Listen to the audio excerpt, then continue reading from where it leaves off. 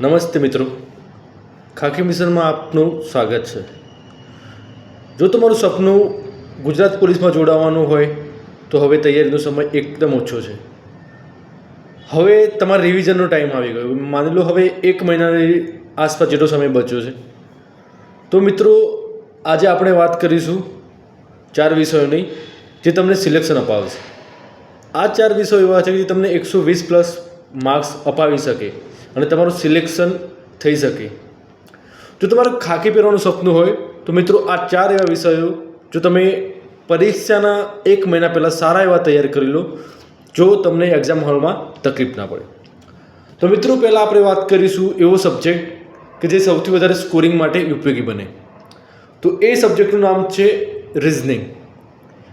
Reasoning એક એવો subject છે જે તમારે સ્કોર માટે બહુ જ ઉપયોગી બની શકે એવો છે।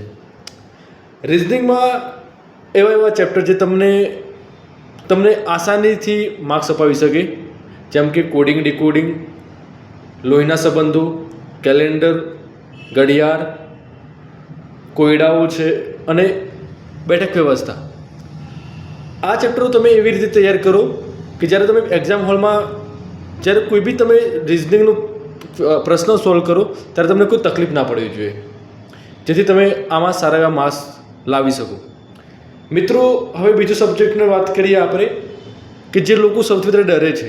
માની લો કે આર્ટ્સ બેકગ્રાઉન્ડથી આવેલા વિદ્યાર્થીઓ આ સબ્જેક્ટને લઈને બહુ ચિંતામાં હોય છે, જેનું નામ છે મેથ્સ એટલે ગણિત।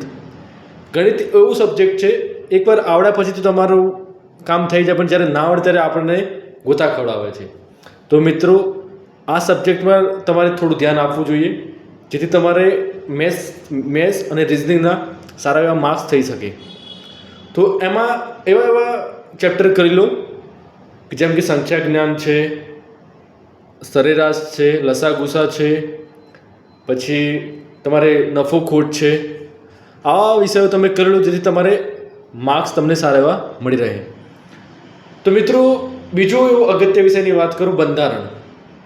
બંધારણ બહુ જ અગત્યનું અને સારા એવા પ્રશ્નો તમે એના અંદરથી સોલ્વ કરી શકો એવો સબ્જેક્ટ છે કે જેથી તમે સ્કોરમાં વધારે પડતો સ્કોર કરી શકો। તો મિત્રો બંધારણમાં તમારે બંધારણનું થોડું પણ કચાશ એમાં આપવાની નથી બંધારણમાં। તો એમાં તમે આમુખથી લઈને અનુચ્છેદ સુધી સારી રીતે વાંચી લો। તમને આગલું PSIનું પેપર તમે જોયું હશે, એમાં બંધારણ અમુક પ્રશ્નો એવા હતા કે જે તમને થોડું અલગ જ તળી આવતું હતું, જેથી તમે બંધારણ એ રીતે રિવિઝન કરો મિત્રો કે જે તમે એક્ઝામ હોલમાં તમને કોઈ તકલીફ ના પડવી જોઈએ, જેથી તમારો સ્કોર 120+ થાય એટલે તમે સેફ ઝોનમાં જતા રહો।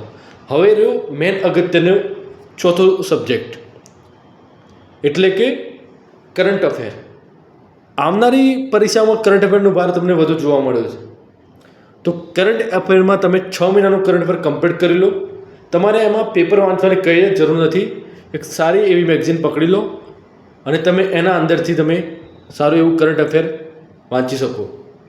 અને કરંટ અફેર તમારો અગત્યનો સબ્જેક્ટ છે, એના પર થોડું પણ ઢીલાસ મૂકવાની જરૂર નથી, કેમ કે સારા એવા પ્રશ્નો બની શકે છે, સારા એવો માર્ક્સ તમને કરંટ અફેર અપાવી શકે છે। મિત્રો છેલ્લા 1 મહિનામાં કશું નવું કંઈ વાંચવાની જરૂર નથી, તમારે વાંચવા કરતાં વધુ વાર રિવિઝન કરવું જોઈએ। મિત્રો આ 4 વિષયો એવા છે તમને 120+ માર્ક્સ અપાવી શકે છે અને તમારે ખાખી પહેરવાનું સપનું પૂરું કરી શકે છે। મિત્રો આ વિડીયો તમને ગમ્યો હોય તો સબસ્ક્રાઈબ કરો અને અમારી ચેનલને આગળ વધારો।